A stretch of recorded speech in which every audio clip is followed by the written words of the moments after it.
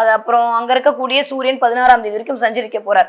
So 3ஆம் இடத்தில் இருத்தல் அப்படின்றது முயற்சி ஸ்தானம் எல்லாம் 2ஆம் அதிபதி கொஞ்சம் வக்ரமா இருக்கிறது அப்படின்றது ரொம்ப நான் கண்டினியூவா நான் ட்ரை பண்ணிட்டே இருக்கேன் ஒரு விஷயத்த.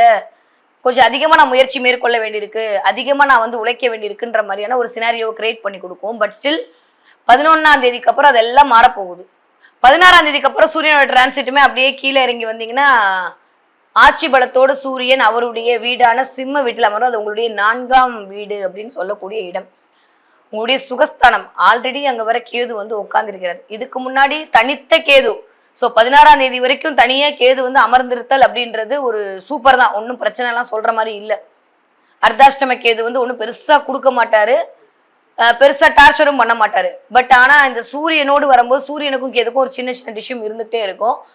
அந்த வகையில பார்த்தோம் அப்படின்னா ஹெல்த் கொஞ்சம் கண்டிப்பாக பார்த்து கொள்ள வேண்டிய காலகட்டம். தலைவலி, தலையில நீர் கோக்கிறது, கண்ணு சம்பந்தமான பிரச்சனை வருது, அதுக்காக போய் டாக்டர்கிட்ட போறது, கண்ணாடி பார்க்க போறது, கண்ணில் ஏதாவது ஒரு பிரச்சனை வர்றது, மனசுக்குள்ள ஏதாவது ஒரு தேவையில்லாத ஒரு டிப்ரெஷனுக்குள்ள நம்மளே போய்க்கிறது, அப்பாவுக்கும் நம்மளுக்கு ஒரு சின்ன சின்ன வாக்குவாதம் வர்றது, இல்ல குடும்பம் அப்படின்ற இடத்துல ஒரு சின்ன சின்ன கான்ட்ரவர்சி வருதுன்ற மாதிரி லைட்டா ஏதோ ஒரு பஞ்சாயத்துக்கு இந்த மாசம் ஆஃப்டர் 16ஆம் தேதிக்கு அப்புறம் வெயிட் பண்ணலாம். சொம்பு தூக்க வேண்டிய நிலைமை வரலாம் ரிஷபராசிக்காரர்களுக்கு. ஓகே.